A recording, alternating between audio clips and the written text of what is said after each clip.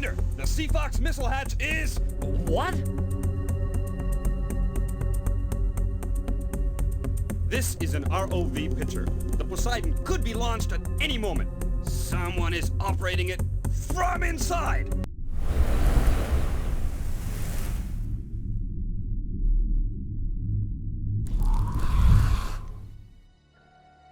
Oh man. I love me some really good survival horror. When done right, the genre can have some of the more fulfilling and satisfying experiences in all of gaming, and the really good ones have a ton of replayability, you know, predominantly the Silent Hill and Resident Evil franchises off the top of my head. While it's true that it had some major wobbles in the past, you know, mainly the Xbox 360 and PS3 eras, the genre is doing very good at the moment, with a slew of cracking games both mainstream and independent. I'm personally really excited for Resident Evil 9, the Silent Hill 1 remake, and Chronos: The New Dawn. But even with all of the new advanced tech that we have now, I still have an enormous soft spot for the entries during the PlayStation 1 era. So, I thought it could be fun to take a look at a title from that era that some of you might not be familiar with. And, who knows, maybe I'll cover some more lesser known or forgotten survival horror games in the future. I mean, honestly, I've been looking for any excuse to replay Alone in the Dark 4: A New Nightmare. For today though, I'll be looking at the now extremely rare Deep Fear for the SEGA Saturn.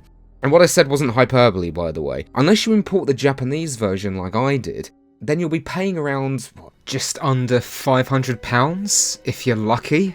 As I've seen some copies go for way over 700. It's absolutely mental. Look, I can understand if you're some kind of serious collector or have an obscene amount of money to burn, but if you actually just want to play the game and not emulate it, then just get the import version for around, £25 to £30? Well, plus postage and custom charges as well. Besides, while the written text is in Japanese, all of the spoken dialogue is in English, which makes this mostly import-friendly. Yeah. You know, I ended up using a guide that also contained all of the written documents and diary entries as well, which meant I never really missed out on anything. Deep Fear has often been speculated to be the Sega Saturn's answer to the superb Resident Evil 2 for the PlayStation 1, and while the original Resi was ported to the Saturn, and it's a pretty damn good port as well, Saturn fans were left wanting as the sequel never made its way over. So, Deep Fear was created in-house in an attempt to quench their thirst. But while the Resident Evil series took inspiration from the works of George A. Romero's then Trilogy of the Dead, Deep Fear owes its inspiration more so to something like John Carpenter's The Thing, and in my eyes it owes a lot more to 1989's Leviathan, which starred Peter Weller. It's okay, it's nothing special, but it's a fun gloopy monster movie to put on one evening when you've got nothing else to do, and I've certainly seen a lot worse. But upon playing Deep Fear again, I kept thinking about that film, and that's not necessarily a bad thing either, because the setting was absolutely one of its strengths. So, was this as good, if not better, than Resident Evil 2? Well, obviously not, but that doesn't necessarily mean it's a bad game either. So, let's just crack on with this and have a look, shall we?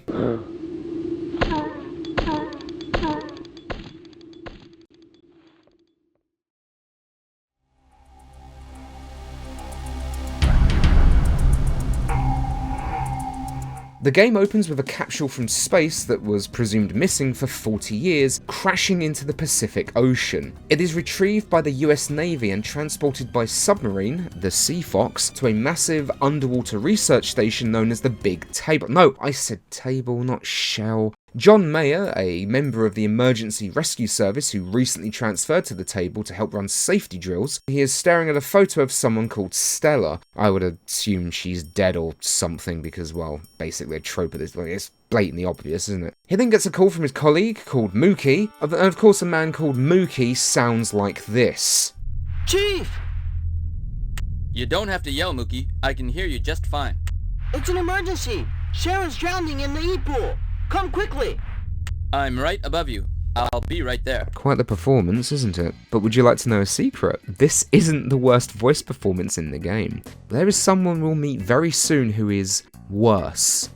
So much worse. Control is then given to the player and we can inspect the photo of Stella again. Her smile never seems to change. Well, of course her smile never seems to change. It's a photograph! There are healing items in this room that we can pick up, but we want to make our way to the ladder in the room and go straight down. Otherwise we'll run around the station like a blind mouse. Unfortunately for John, this entire thing is some strange practical joke by Mookie and a volunteer named Sharon State. And it's a doozy. What's going on? April Fools! Did you forget it's April Fool's Day? I wish ill will upon them both. It's here we find out that John has a cold. This is important. Hey, Chief! You got a cold? You could say that. John, take care of yourself. Thanks. In fact, if you stop moving for a set amount of time, John will sporadically sneeze. It's actually quite a nice touch. It's at this time that the Sea Fox detaches itself from the Navy area of the big table, but the crew are seemingly attacked by unknown assailants, causing the submarine to crash right into the area itself.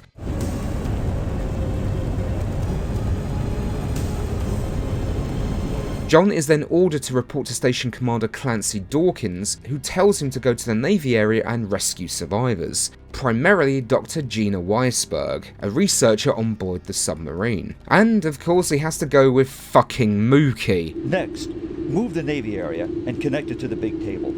That'll be all. Copy. Fine. But it's at this point we're introduced to Dubois Ulmerich. And, well, I'll just let his performance do the talking. I asked Dubois, the designer, to come too. Oh, there's no problem with my Sea Fox system. No accident should have occurred. Oh, this is terrible. My masterpiece is ruined. Oh, what am I gonna do? I really need this person to stop speaking. Forever.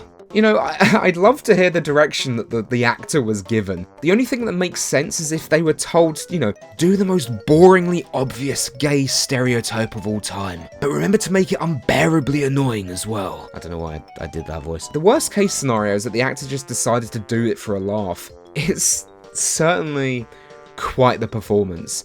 And to top it all off, his voice is constantly breaking. The Navy area has an emergency pool which you can come out of. And I can feel how painful this performance was. Just listen to it, you can feel it. You can feel the pain. John, it's a facility check. I have this strange feeling. That doesn't sound too good. This guy is the person responsible for the design of the big table itself, so unfortunately he's quite important. It's not terrible a setup, is it? You know, we've got plenty of mystery already. What was on board the capsule? Is it going to house some weird experiment? Maybe something awful from the far reaches of space? Does it contain Jake Gyllenhaal and the creature from Life? Why is this man called Mookie? I love a good mystery. As you'd expect from a survival horror game of this console generation, we've got fixed camera angles and pre-rendered backgrounds and, well, you know, when I'm a kid, I actually have some sucker for pre-rendered backgrounds, especially animated pre-rendered backgrounds. Absolute sucker. Absolute whore for them. Like a absolute dirty, filthy whore. There's also the tank controls that you'd expect. However, if you had a Saturn 3D pad, you had the option for analog controls. I know I've said it before and I'll say it again. I've always personally preferred the former method for games with fixed camera angles, but I'll be honest, it is nice to have the option. At this point we can run around the facility and it all looks pretty nice, you know, good detailed backgrounds that help with the atmosphere, plus the sound design does a good job to make it feel like a vast underwater structure.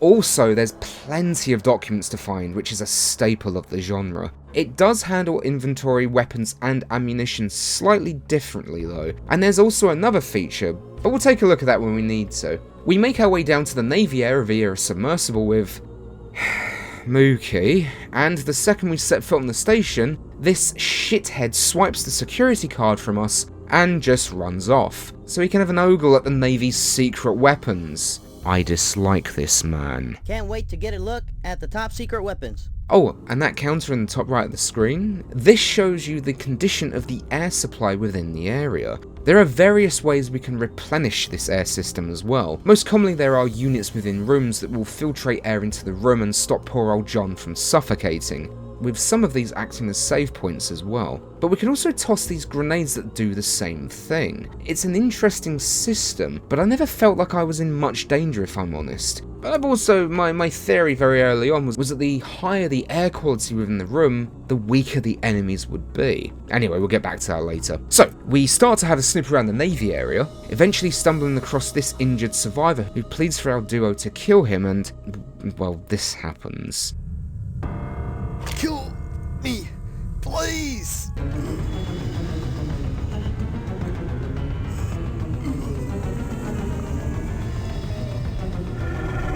What's this?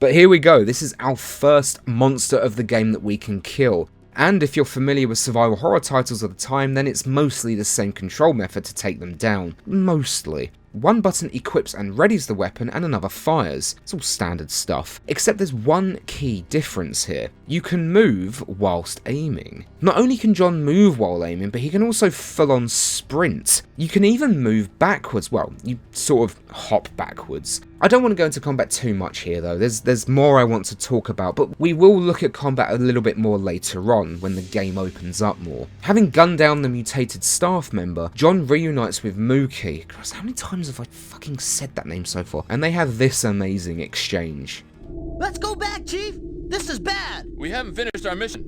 We have to save the doctor. Please, no! You saw how that guy turned into a monster. I know. That was strange. Yes, that's ever so slightly an understatement, Jonathan. Clancy contacts John about the progress of the mission, and I love his reaction when informed about the creature they faced. Also, one of the survivors turned into a monster. A monster? What are you talking about?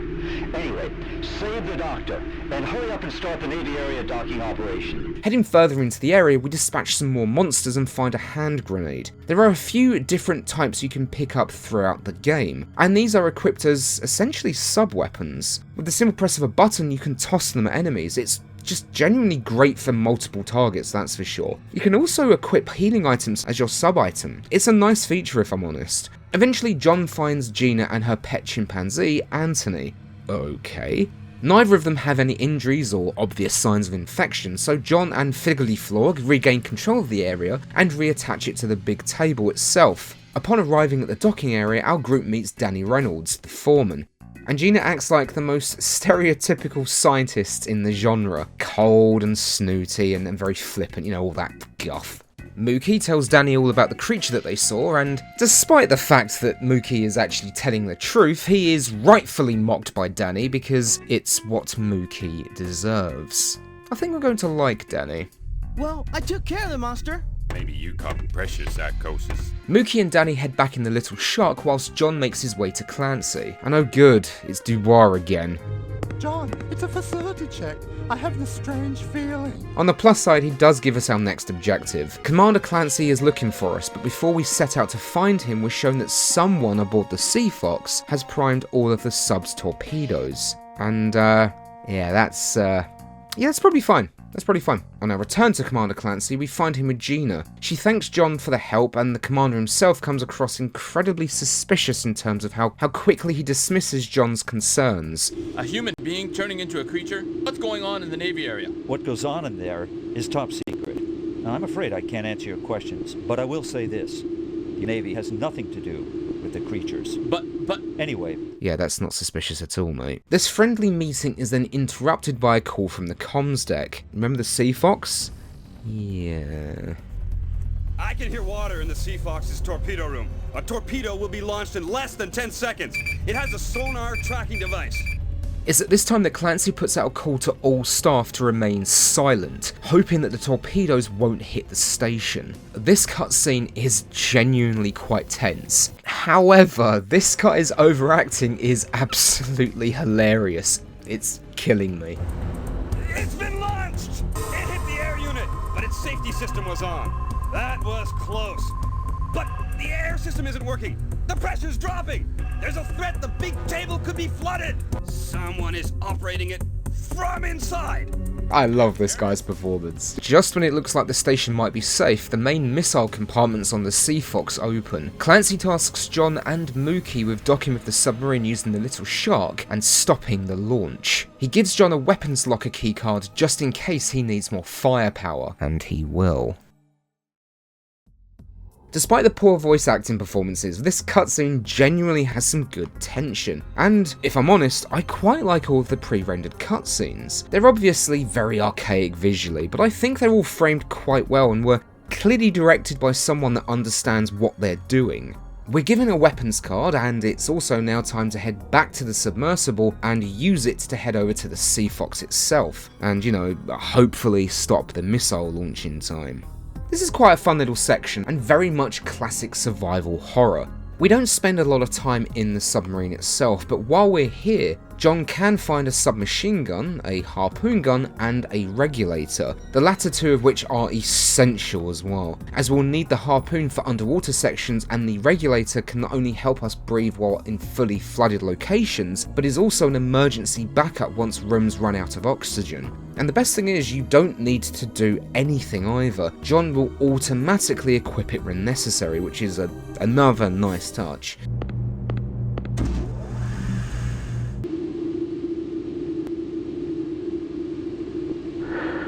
Anyway, we explore some more, find a fire extinguisher grenade, head back upstairs, use it to put out a fire, and then obtain some dog tags from a charred corpse. As you do. At the very top we meet the captain. Here we find out that the second in command crashed the submarine after the crew began to mutate, and is the one that also initiated the missile launch. The captain asks John to stop it, giving us a safe key and telling us only the second in command knew the password to the safe. Luckily for us, we have his dog tags which also contain the code. Battling more Gribblies, we return to the safe, punch in the code,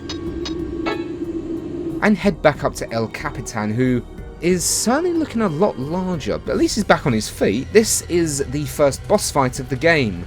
He's pretty easy, honestly. Just throw some grenades and pepper him with bullets and he'll drop in absolutely no time at all.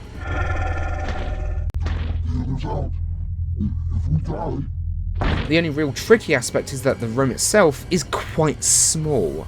With Captain Dallas dispatched, we can grab the second key and stop the launch. But unfortunately the Sea Fox has a bit of a wobbly and flips, knocking our robotic protagonist temporarily out. Upon awakening, John needs to escape the submarine, but we only have 300 seconds to do so, which is 5 minutes. But we do have to traverse the Sea Fox upside down. Honestly, if I can be honest, the music here is pretty damn good.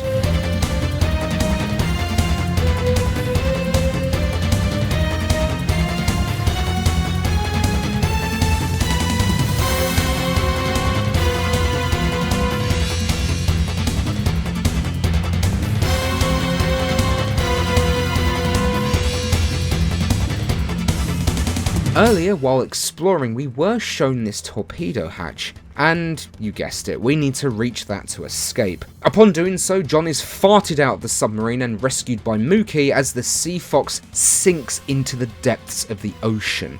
How John gets back on board of the submersible, I will never know, and how he doesn't die from decompression, I don't fucking know. A sad ending for the Sea Fox. Millions of dollars down the drain. Yes, Mookie, that's the real loss here. Not the crew, not all the innocent people that are all dead now, you absolute fucking cretin. Well, maybe not all of the crew, as they managed to save a survivor, and I guarantee nothing bad will happen. And look, he is definitely not in any way infected, just like literally everyone else on board. But it's time to return to the big table, with our duo being told that they can only dock at the medical industry area. They arrive, and our friend here isn't looking so good. Maybe he's coming down with John's cold.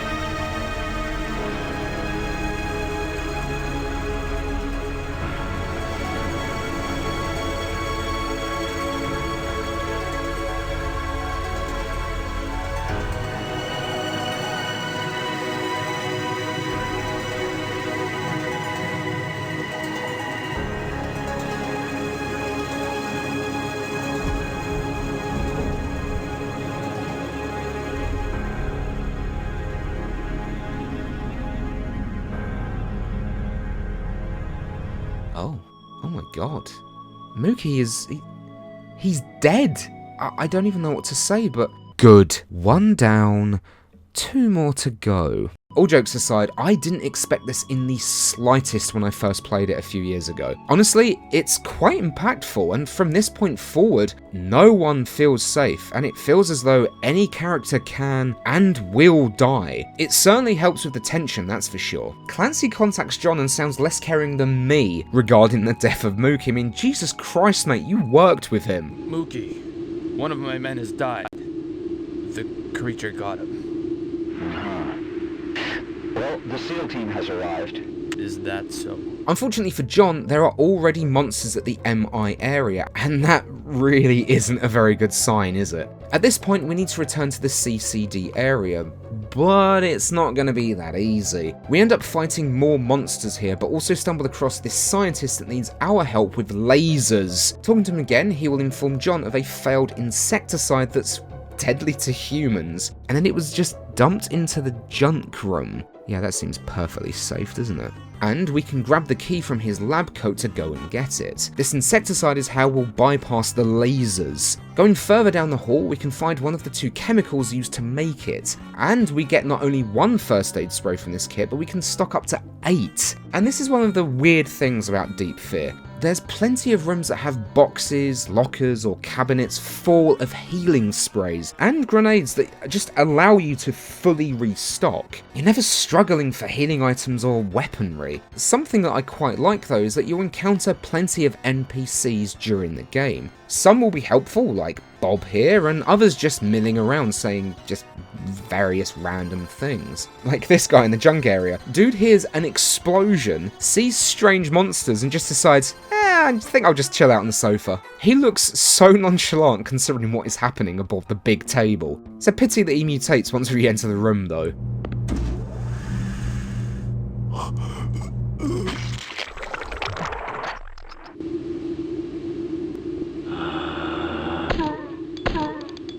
And that is not the only time this will happen. In the junk area, we fight a few more monsters, including these bastards on the ceiling, and obtain the second chemical agent we need. I was wrong initially. I thought the scientists were giving us his key so we could go to the junk area and get the insecticide itself. No, we have to get 2 different chemicals and make it, so that was my mistake. This means, though, that we need to return to Bob. Now, making the insecticide is a pretty straightforward puzzle. The solution can be found by reading an email between Bob and Pedro, which is how we discover that the solution is the latter's birthday. But if we enter 10 and 24 or 7 and 11 into the mixing machine instead, we'll get some really, really good health items. And we can keep doing this until we're fully stocked up. Nice. Entering the correct numbers, we receive the insecticide, when we suddenly hear Bob mutate off camera. Bob, no! Farewell, Bob. We'll always remember you as Scientist Man. His name was Bob, wasn't it? With the insecticide in hand, we can use it to bypass the lasers and continue on towards the CCD area. Venturing on a little further, we encounter another new type of enemy. These mutated animals in a room that contains a damaged AS unit, and my word, can these things be fucking annoying. I guess it's just a mandate that every survival horror game needs at least one annoying enemy. And it's always usually some form of animal as well, you know, most commonly dogs. But nothing might be as bad as those monkeys from Resident Evil 0. Ugh. Anyway, it would seem that the science team has been up to something down here, wouldn't it? Nah, I'm sure it's fine. A few rooms on and we meet up with Gina again, who shows John how the parasite infects the host and spreads very quickly. Now, do you remember earlier I mentioned that John had a cold and how that it was important? Well... Sorry, I have had this cold since last night. Gina takes a blood sample from John since he has been attacked by multiple enemies and hasn't shown any signs of infection. But for now, we'll need to get that AS unit fixed so everyone can leave the area safely. Before exiting the room, we find a memo written by Gina.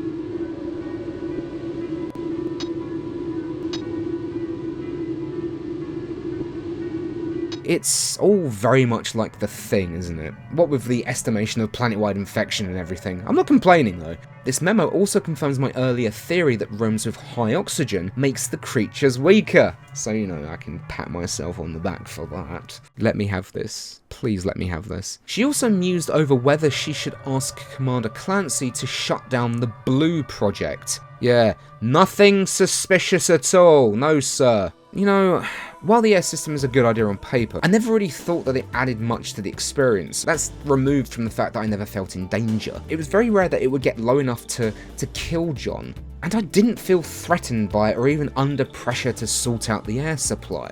Obviously, if I didn't, I'd have died, but it also felt too forgiving in that aspect as well. Look, I'd much rather have it this way as opposed to a painfully unforgiving version, as that would honestly be groan-inducing. But as it stands, it just feels underdeveloped. To fix the AS unit, we need to speak to this frightened engineer who gives John a keycard for the junk area, which means we need to go all the way back again. And it's at this point where the long, empty hallways have started to get on my nerves a little. Sometimes there's the odd monster that'll spawn, but it's usually a very lonely jog throughout these passageways, with nothing but the station ambience to keep us company. The engineer also mentions that he was bitten by a rat and started to feel sick, and John just completely brushes this off. I was bitten by a mouse that came out of the ventilation and got sick. What do you want? I want to repair the air system.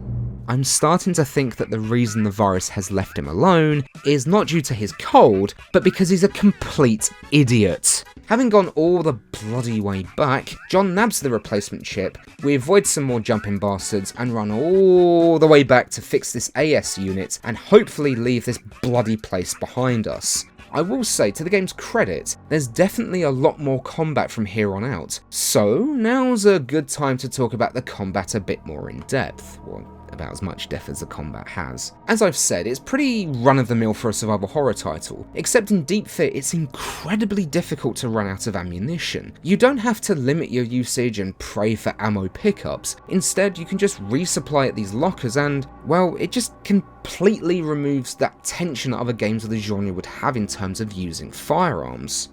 If there's one critique I have for the sound design, it's the weapons themselves. None of them really have that punch that you'd expect from them. Both the pistol and the submachine gun sound miserably underpowered. It's really quite a shame.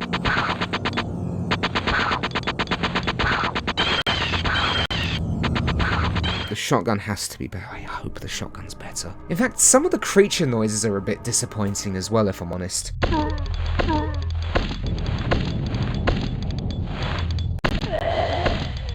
John auto-aims when he equips a weapon, but I couldn't find a way to switch targets, which can be a little frustrating when there's multiple monsters in the same room. I do believe, though, that there was a setting I didn't turn on in the main menu, so that is absolutely my fault. Still, the combat at its core is serviceable and is certainly of its time. I don't think there's an item limit here, similar to Resident Evil, and if there is one, I didn't reach it during my time playing Deep Fear, which is something I'm eternally grateful for, by the way, especially since it's such a slog to get back to certain areas at times. There is a weapon limit though. You always have both the pistol and a harpoon gun available, but you can only have one special weapon in your inventory at all times, such as the submachine gun or the shotgun. However, it's very easy to switch these at weapon lockers. Anyway, we fix the AS unit, pump some air into the MI area and return to Gina, who tells John that she's discovered more about the parasite and that she didn't find any of the parasitic cells in John's blood. The virus kept the parasite away. A solution? Not necessarily. It just means that the parasite cell does not enter bodies infected with a virus. The virus alone cannot fend off the parasite cell. Oh. But there's one more important find. The parasite cell is weak in oxygen. Oxygen? For most animals, oxygen is actually lethal. Because of the low level, humans can live on Earth. This parasite cell has a lower oxygen tolerance than humans, so even the oxygen in the air weakens them. That means... John, they are weaker when there is more Oxygen! I'm starting to think he was kicked out of the seals for being incomprehensibly stupid. Using the retina scanner, Gina opens up the locked gates, allowing them access to the next area. Before leaving though, John and Gina have a moment, I think. John, thanks for everything. You're welcome, Dr. Weisberg. Call me Gina. Okay, Gina. We can now enter the apartment area, but before we do so, let's check in on that engineer and... I don't know what I was expecting. I'm sure this area will be fine and not full of awful monsters. Oh.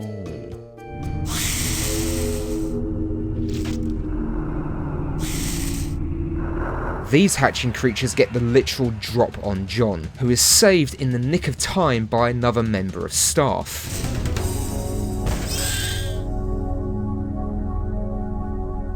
Are you okay? Oh, yeah. Thanks for saving me. Who are you?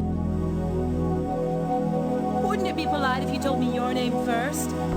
This member of staff is Anna Lawrenson, and she's... competent! The area lock is broken. It can't be repaired. We need to find a blowtorch to gain access to the next area, but Anna cannot help us, as she is looking for her dog called Rambo. She pretty much just says, no mate, can't help, gotta find my dog, bye. Personally, I think it's just an excuse, because she just spoke to John for about 30 seconds and decided she had to leave the room. Okay, I'm going to be absolutely honest with you all. I used a guide when capturing footage for this video. Usually I wouldn't do that, but I've only ever played this once before, and it was so long ago. It's about 3 or 4 years ago, and I didn't remember where anything was. Usually, you know, that's a plus for me. One of my favourite aspects of survival horror is that of the exploration itself. I love finding documents, exploring the locales, and trying to discover every item and figuring out puzzle solutions. And while the big table looks believable as an underwater station, that is also a hindrance, as so many hallways look pretty identical. And there are a lot of hallways. It's not too bad at the start of the game, but once the station opens up more, it can become a bit of a pain. Plus the map system isn't particularly great and you have to try and manually figure out where you are in the room. Getting this torch is going to be quite a time if I'm honest. First of all, we need to go into the cafeteria room where we can grab an ammo upgrade for the Uzi and, more importantly, grab a burger from the shelf. Yes, this is important and no, I am not joking. In the medical room we find... oh, what is this guy doing? Oh, thank fucking God. But upstairs we find Rambo. I guess Anna didn't look very hard, did she? Rambo is enticed by the delicious hamburger that we have in our possession. Anna then tells John where to find the torch and gives him a card to the DN area. But before going there, let's sprint up to the storage room on the 3rd floor, because we are about to get the shotgun. And no survival horror game is complete without a shotgun. It is, in fact, the law. And this thing is far better than anything else we have at our disposal. This thing really packs a punch. Plus, thankfully, the sound effect of it itself isn't too bad either. While in the area, we find a VHS tape. I wonder if there's anything good on it, and it's labelled sexual body. I don't think, can I even show this? Can I show this? If I show this, will my channel get demonetized? Maybe we can just show a few seconds, right?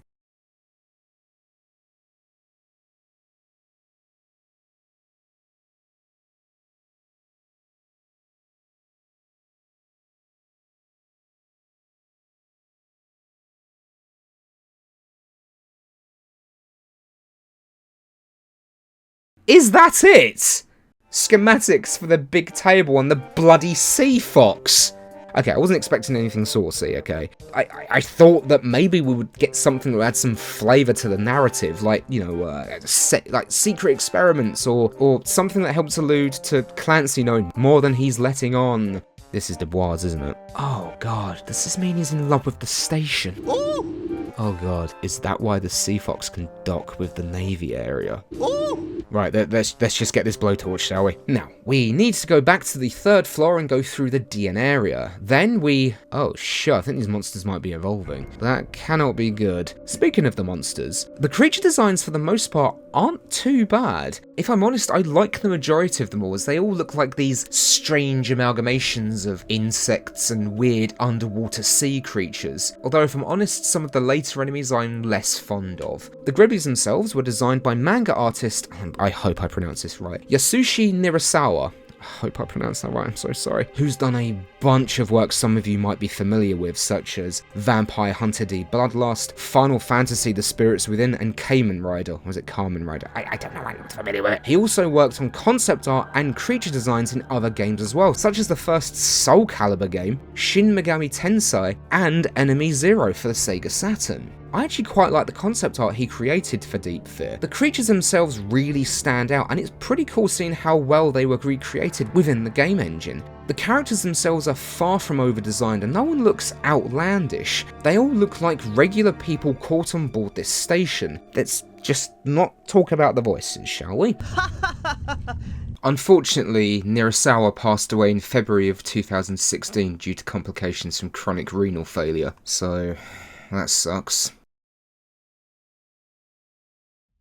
One thing that does annoy me about the monsters is in regard to their placement. Sometimes Deep Fear likes to put them on the other side of doors, which means the game will load the area and you can be immediately attacked. It's really annoying.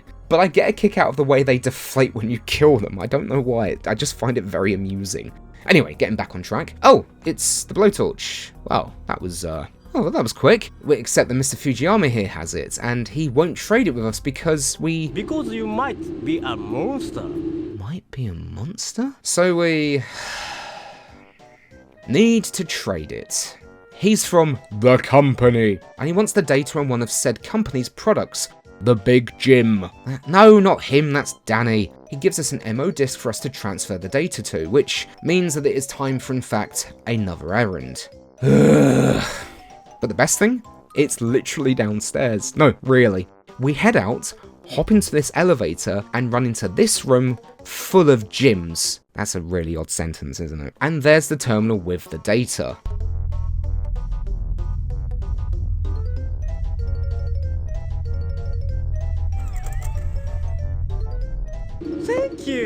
Thank you. No, I can't go back to my company. This is what was promised. Your company is fine too, but you have to get out of here alive first. It's okay. Well, don't worry. My company's Big Jim is invisible. Yeah, we'll see about that, you slimy fuck. With the blowtorch in hand, it's time to head back to the CCD area, which means it's time to run all the way back again. I have to say, John's cardio is insane. He must do like CrossFit or something. This is SEAL Colonel McCoy, who's come to help in the rescue. Long time no see, John. Colonel McCoy. Well, it's all getting a little dramatic here, isn't it? John runs into Clancy talking with Colonel McCoy of the Navy SEALs, who was not only John's superior, but also the brother of Stella, John's deceased wife-to-be. Oh dear. Instead of evacuating, Clancy and McCoy seem to have some other plan to deal with the mutated members of staff. We've got to get out of here as soon as possible. Mayor, I'm sorry, but no civilians beyond this point.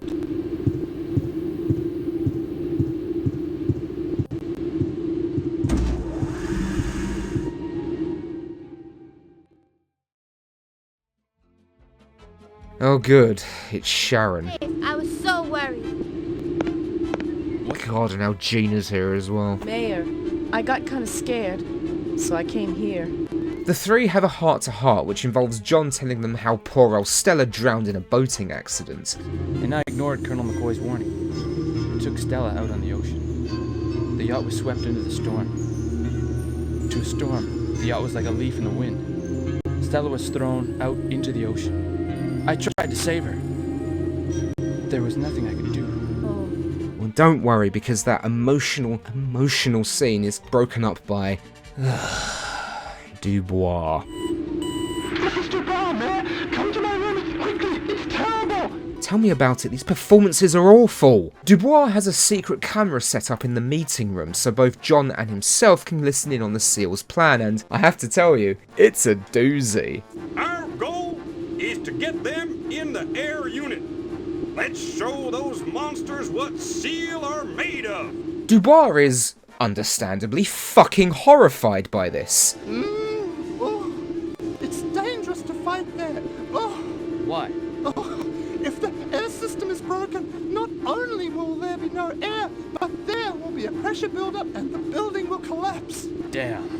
And if all that air leaks into the ocean, the air will expand and cause a blowout phenomenon above water. We've got to tell Clancy and make him stop. Wait, hold on, so McCoy's plan is to fight the creatures in an area that cycles and generates oxygen in an underwater station. I don't know enough about Navy SEALs in real life, I don't. Are they this stupid? I mean, thinking about it, in this universe, does explain how John was a part of the team. Well, it's up to John to go to Clancy and try and talk some sense into someone. Oh Christ, I just thought, things are really bad if John and Dubois are the sensible ones. There's not much else in Dubois' room besides a document with some details on the Big Table's history, so it's not really anything, like, plot relevant, really. John relays Dubois' information to Clancy, who seems surprised by it. If the area unit is damaged in the battle, the air pressure will explode the Big Table. You must call them back. Damn. I mean, how could anyone have foreseen this? Oh, by the way, I was being sarcastic. And of course, he can't get a response from the SEALs, so it means that it's up to us, which also means more running. Oh no, oh wait, hang on a second. I just thought, if John has a cold, and it's the only thing stopping the parasite from infecting him, what if we just gave everyone else the cold? It sounds to me like it's time to go around sneezing on people. Open wide, everyone!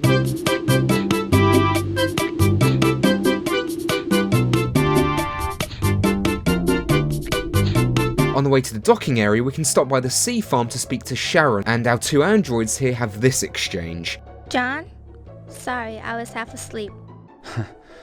You must be tired. How's it going? The work is good, but I can't sleep at night. Are you in love? Are you in love? What on earth made John decide to ask that question? Anyway, let's just go to the gondola so we can try and warn the SEALs in time, shall we? And I'm absolutely sure it's going to be okay. We're gonna get there in time and nothing bad is gonna happen.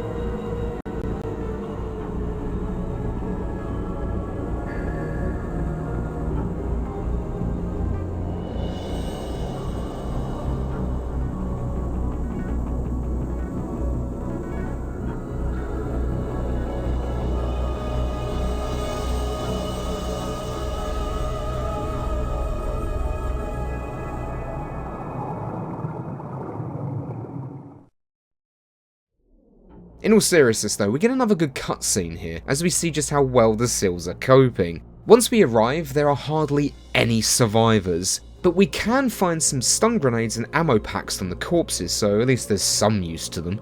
By opening the main air filtration room, we come face to face with our second boss fight, and this fight is against a giant rat. Not only is this quite anticlimactic, but also another incredibly easy and simplistic boss fight. I spent most of it just backing away slowly and using the shotgun. I got hit like twice, and that's only because I had to reload. It eventually goes down, and now we just need to... Oh shit. Yeah, John, I think it might be time to go. But before we do that, we need to grab the gondola key from the mutated rat, and I don't even want to know where it was keeping it. Now we need to sprint back to the gondola so we can escape. This is genuinely quite tense, especially the cutscene that follows, and you know what? I'll just let it play out.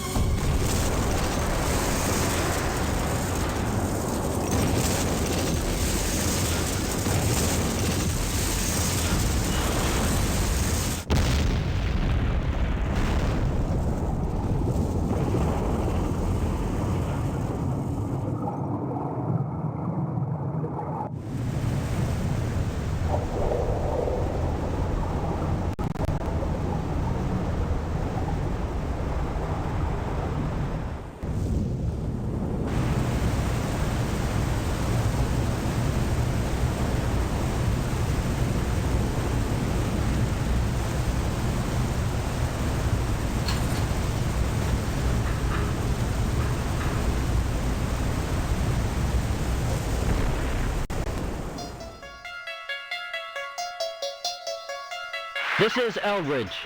Our Harrier has fallen into the ocean. Prepare for impact. Commander, a large object is dropping this way. What next? Are they trying to pull me off first string again?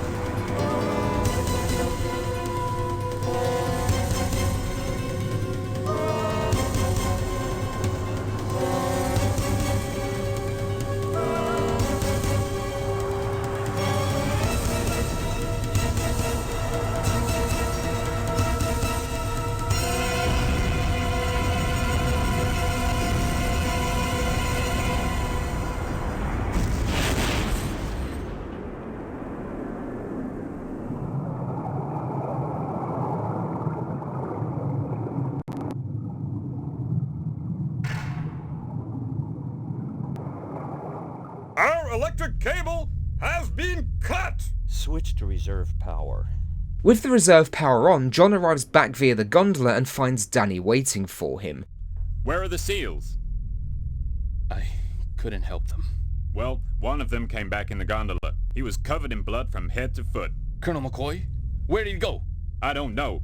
I tried to help, but he brushed me aside and went away. Ah, so that's why we had to wait for the gondola. I have a sneaking suspicion, and by all means call me paranoid, that McCoy might be infected. Mayor, come back to the CCD area immediately. There's danger of the energy unit area melting down. I have to go. Be careful. And that's the end of disc 1. Talk about going out with a bang. So it's time to change discs, except, well, I recorded this via emulation and I couldn't find a way to switch the discs. And to make matters worse, the software I was using was out of date. Because I didn't set up both discs in a sort of playlist beforehand, I had to play the entirety of disc 1 again from the very beginning. Listen, I never claimed to be intelligent, okay? I'm far from intelligent at times. So, for the rest of the playthrough I used different software, and not only was the game much more stable, I also double checked I was able to swap discs before making the M3U file, which is how you make the playlist thing. However, the picture looks a lot softer on this emulator, so footage is going to look slightly different from here on out. But on the other hand, as I said, the game is much more stable now, and more importantly, I can actually finish the damn thing. Well, I guess it's time to just speed through disc 1.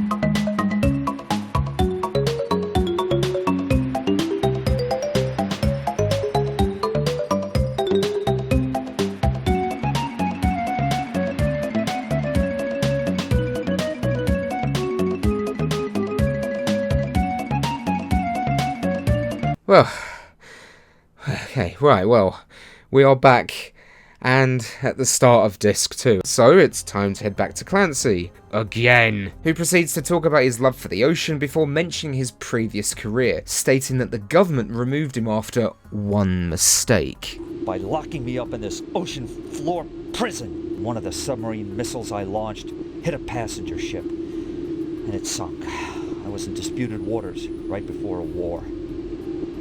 Why only me?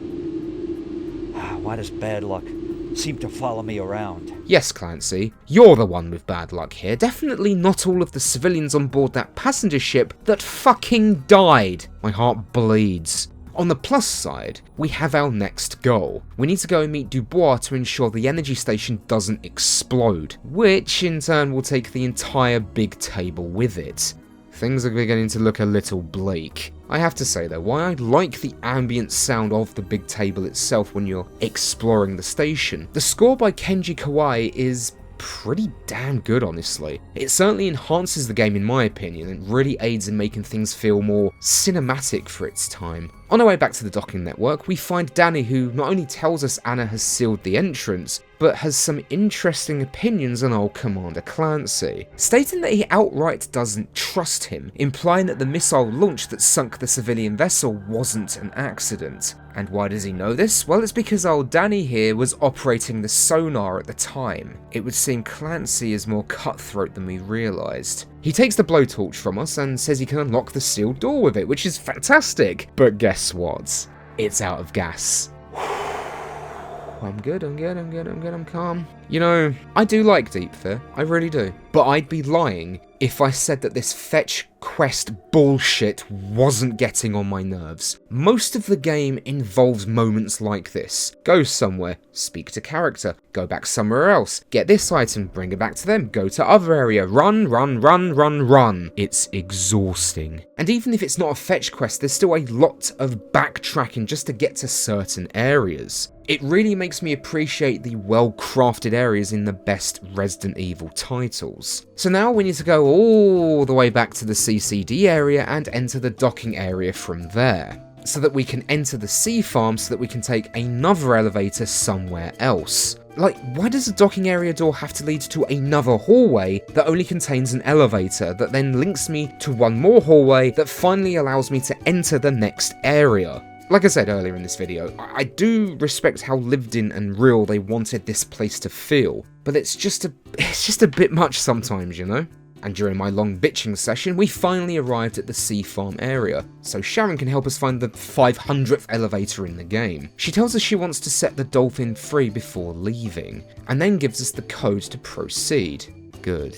Yes, you are no longer useful to me.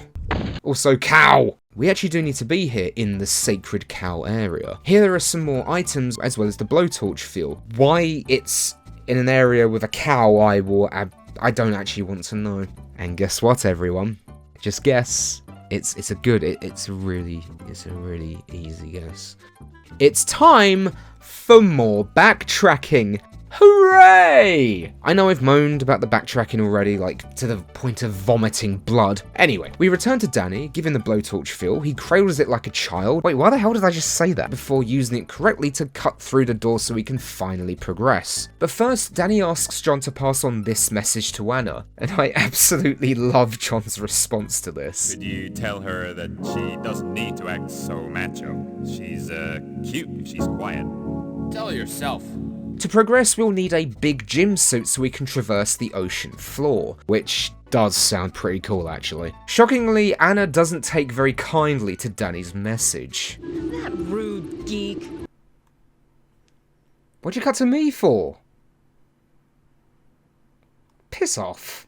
She tells us to meet her in the room that houses the gyms. Once we arrive, there's only one suit there, and wouldn't you know it, there's not an oxygen tank attached because it's a spare. We need to get one from Tank 2 in one of the rooms above, but unfortunately, it's flooded due to an almighty slash in the hull. So we need to, once again, backtrack to another area, and pick up an item to fix the wall. And no, you know what? I'm not letting it get to me. I'm already honest. Oh, of course, the gun is in the Navy area. To be fair, it is experimental, so that does make sense. We obtain this information from Danny, and on the plus side, this does mean we get to explore the Navy area some more, so, you know, I can't really complain. Well, let's let Anna know what we're doing. Oh. Well, yeah, that's probably not good. Or she caught our cold after we sneezed on her repeatedly, remember? Our unhygienic nature has saved her. But wait, hang on. We didn't actually sneeze on. Oh, I'm sure it's fine. But for now, it's time for a nice jog over to the docking area. Cardio is good for you, right? Danny operates the platform to get us down, but not before handing John a level 2 keycard. Thankfully, there's a fair amount of combat here, which does genuinely help break up the monotony of just running everywhere. Unfortunately, these creatures are beginning to evolve even quicker, with more variants rearing their ugly heads. The situation is increasingly getting dire. But the gum gun is now in our possession, and we just need to return to the docking area. But not before grabbing another VHS tape. I really hope this one is good.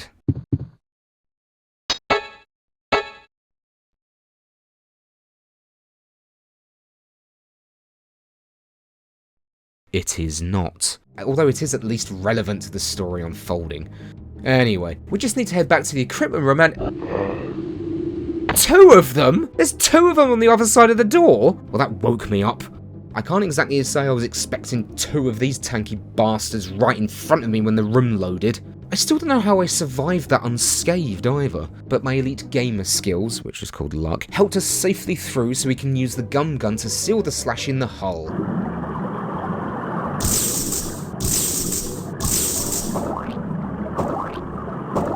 And yes, that is the sound that they went with. Drain the water, nab the air tank, and head to the big gym. We equip the air tank to the big gym, but wouldn't you know, we need a passcode so that we can actually use the suit. Luckily, Anna has this, so we'll need to go and see her, and I'm sure she's absolutely completely fine.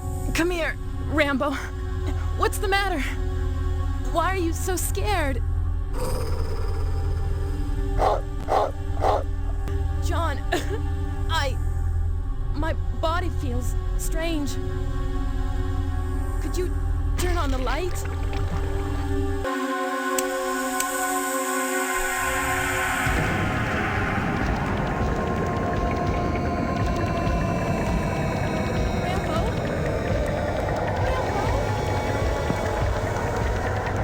I really need to stop saying things are fine. This leads to another boss fight in another cramped room. Same rule applies here. Stay out of her range, throw grenades at her face, and utilise the shotgun when possible.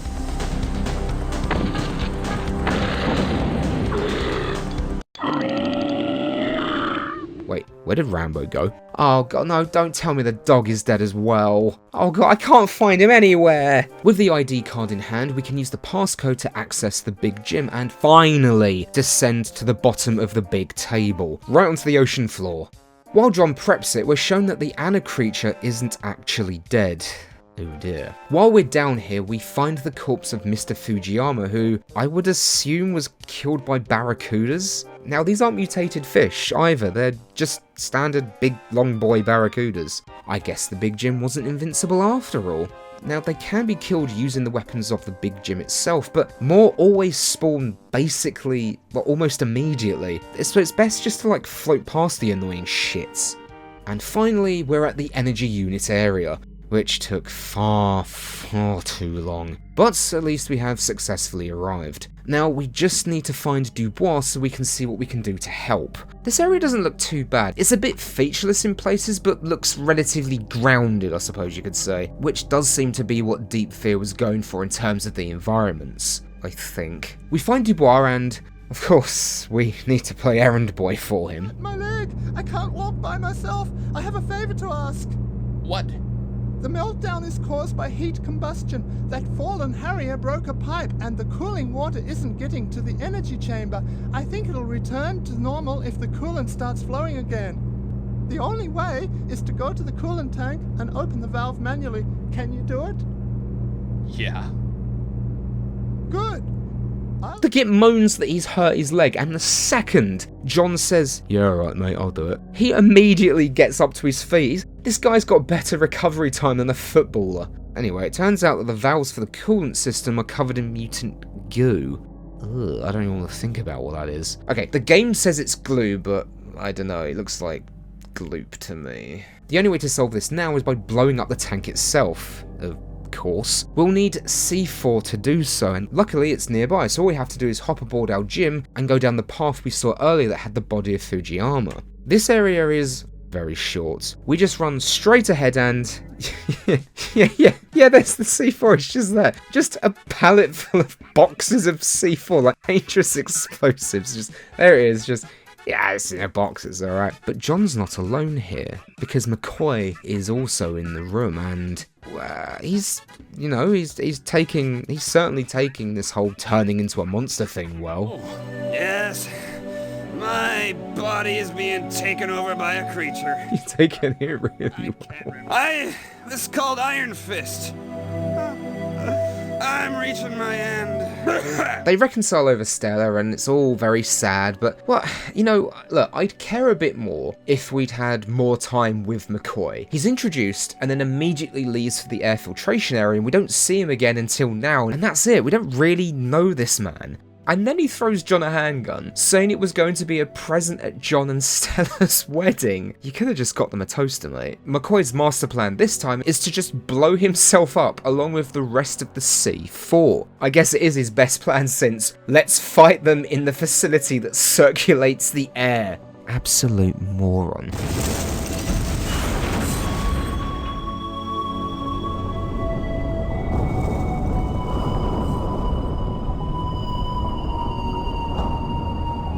Honestly, you know what, I'm not really sure what that achieved, but you do you, McCoy. Oh, and thanks to him, the big Jim is broken and can't be used again.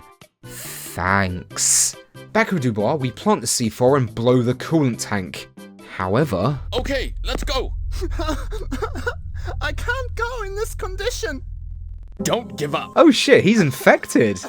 I've made up my mind, John. Oh my god, this means we won't hear his voice again. Oh man, things are really looking up now. Oh sorry, I mean, oh man. Oh no! Not Dubois, man, that's really sad. No, not him. Dubois, no. John tries to convince Dubois to leave with him, even though it's pretty obvious he's infected, but as we have established, John is a complete idiot. You're a real man. As the room begins to flood, Doobie Boy here transforms, and just like the character feared, our mutated former colleague begins chasing and attacking us. But, on the plus side, not only will we never hear his performance again, but we get to shoot him as well. This bastard moves pretty damn quickly and is quite the bullet sponge as well, but honestly, I didn't really find him all that difficult. But don't breathe a sigh of relief yet, because not only is there an automated announcement basically saying the big table is fucked. All staff on base should follow the emergency escape manual and leave immediately. But John also meets back up with Sharon. John! I was so scared. There was this monster. Sharon, I'm glad you're safe. What about the dolphins? John helps her pull a lever to release the dolphins before she runs off excitedly and gets attacked by a giant mutated cow. How neither of them saw it through the glass window, I will never know. Come on, Sharon. Let's go back to land together. When you get back, What? would you have an ice cream with me? Of course. What? Oh man, well that's really sad, isn't it? But that's what you get for that April Fool's prank, you little shithead. This is another little boss fight, and like all the others, it's not very difficult, but I will say that the mutated cow does pack a wallop. With this thing dead, we can grab Sharon's room key, which is weird. This is purely optional, but we can use the key to go into her room and have a look around and, you know, read her diary in the process. Okay, but our goal is to actually release the dolphins. But you know, on the plus side, at least we've actually successfully saved someone. Jesus Christ, these evolved monsters are taking a lot more ammo to go down. And, yeah, so, okay, another dumb moment from me here. So I made a little bit of a mistake when playing this. You see, when you return from the air unit area, or whatever it was called, and you return to Clancy, you should actually speak to him a second time after the cutscene to receive another weapons card. With that, you can obtain a shotgun that greatly surpasses the one we've been using. But, as we have established, I am a bit of a pillock, so I missed out on it, and at this stage in the game, I can't get it. Oh, balls. On our way back to meet up with Gina, who's managed to find Anthony, somehow, she's on her way to the CCD area when Danny arrives, who... Hey, looks like he caught out cold. I think it actually worked. It actually worked. Tell everyone, begin sneezing on civilians immediately. It's the only way to fight back the parasites. He's heading down to the Navy area, and we will be joining him soon, but first we need to stop off at the emergency pool. John's room is covered in bullet holes, and that really can't be good, can it? Wait, we can't even open the door? Oh, God. Right, okay. Back downstairs we go, then. When we arrive, John finds Gina unconscious and Anthony freaking out. It turns out that Clancy has gone full Burke and betrayed the survivors. But just like Burke, his escape doesn't really last very long. The survivors! I can't let them live!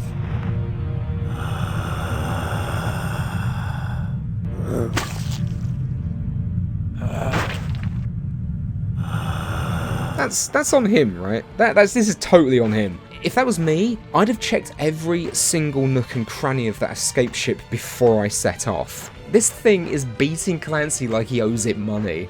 Well, there goes another means of escape. Things get even worse though, as the automated announcement once again informs the survivors that this place is pretty much fucked, and they have only 5 minutes to get to the Navy area to meet up with Danny. I'll go with Danny to the Navy area and wait for help. Go ahead. I'll protect you. Okay. Jonathan, when you say that, you're supposed to go with them. You do know that, right? At the docking area, Danny readies the platform down to the Navy area when Anna bursts in through the ventilation shaft and attacks him. Holding for as long as he possibly can, he tells John to go and starts the elevator platform before Anna skewers the poor bastard. So... we lost Danny. But hey, Rambo's okay, and hasn't turned into a horrible blob of tendrils.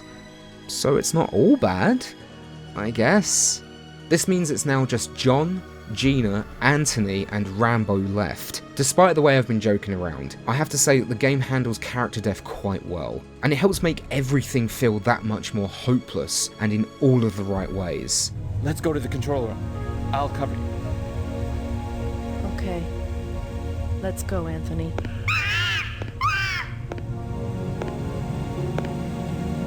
John, you just...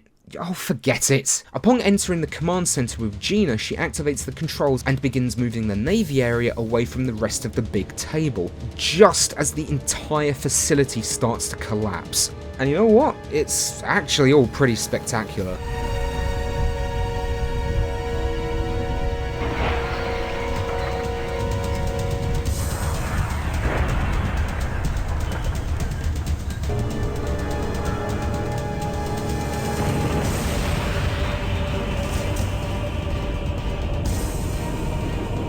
It looks like they're about to safely get away when this happens.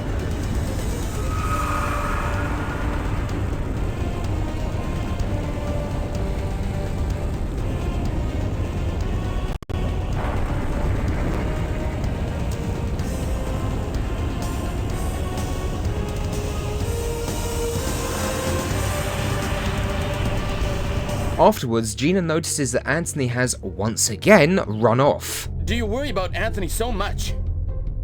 Anthony was always alone. I grew up in an orphanage. I could never count on someone and had no real friends. Anthony's like that too. He wanted friends. I know that feeling well. We're alike in a lot of ways, and we understand each other. He's a monkey, you're a monkey, John's an android. Yeah, it's all the same really, isn't it? Now, we're at the home stretch here, and we need to find 3 computer boards to fix the radio, which is easier said than done, as the Navy area is flipped upside down, so navigating it is going to be a little bit tricky. Let's just get the show on the road, shall we? It's the home stretch. Now, the first 2 parts are pretty easy to obtain, but the final computer board is guided by this giant insect-looking thing that keeps crapping out smaller monsters. I think it's like a mini-boss of some sort. It's easy enough to gun down though. We obtain the last board, and at the end of the room is the self-destruct device. I'm sure we won't be needing that. Now it's time to install them and just make the call on the radio. We make the call, head on through the door, and...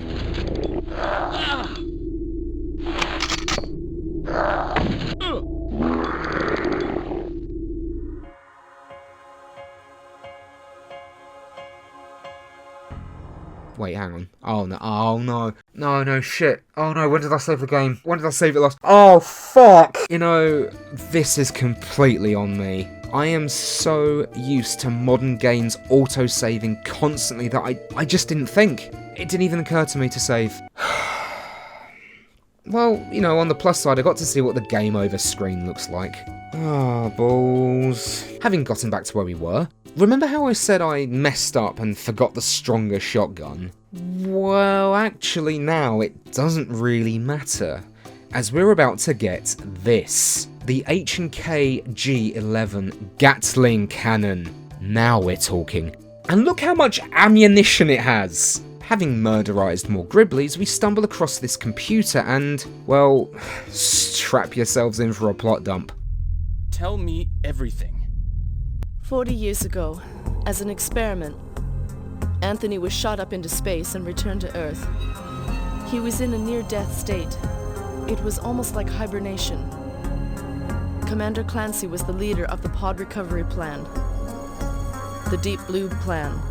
He saw Anthony's condition and thought of something. What? If Anthony's body's mystery could be solved, then it would be possible to develop a cold sleep apparatus making longer space travel possible. Cold sleep? Clancy completed this idea very quickly, so he could again try getting into Washington. If the cold sleep system worked, he could get his promotion and fame. So he started a research program. You knew this and let Clancy use you for his egomaniac plans?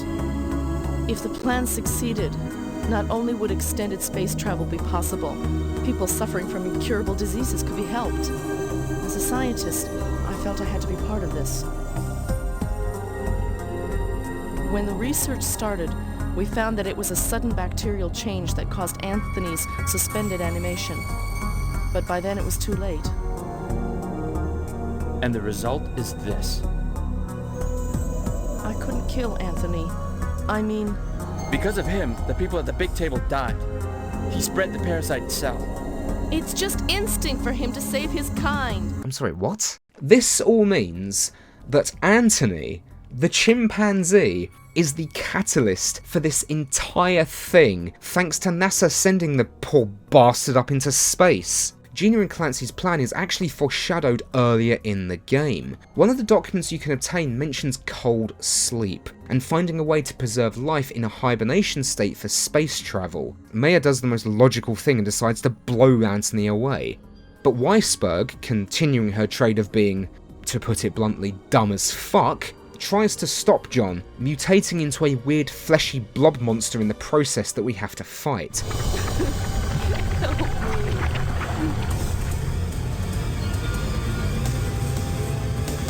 So, you know how I've been saying all the boss fights are pretty easy?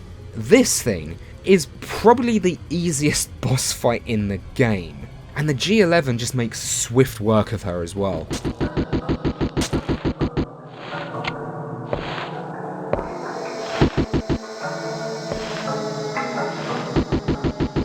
She then oddly transforms into this weird angelic creature, and this thing is far more difficult than the blob monster. This is the hardest boss fight in the game. If you have any grenades left, this is the time to use them.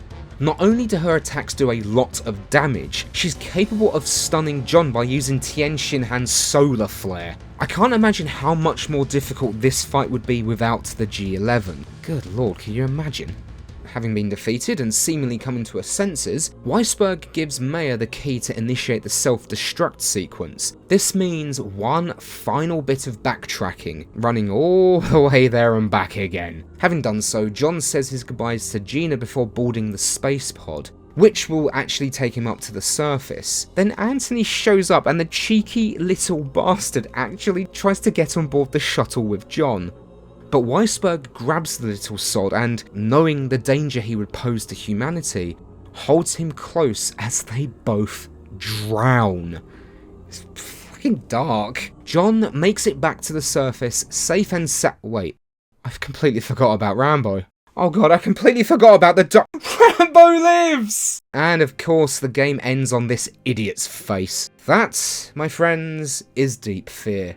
And you know what? Despite everything, all the backtracking and all that frustrating nonsense, I still quite like it. Sure, it's no Resident Evil 2 killer or anything like that, but I think, personally, it's still a pretty good solid survival horror game for that generation, and it's a damn good addition to the SEGA Saturn's library. A library that was greatly in need of more games in the genre. It does have problems though, like a lot of problems. Difficulty being non-existent at times, barely any memorable boss fights, pitiful sounding firearms for the most part, feeling directionless at times, and a surprising lack of puzzles, which is something you pretty much expect in a survival horror game, isn't it? There's also no real replay value. There aren't different endings, additional costumes, or unlockable weapons to play around with.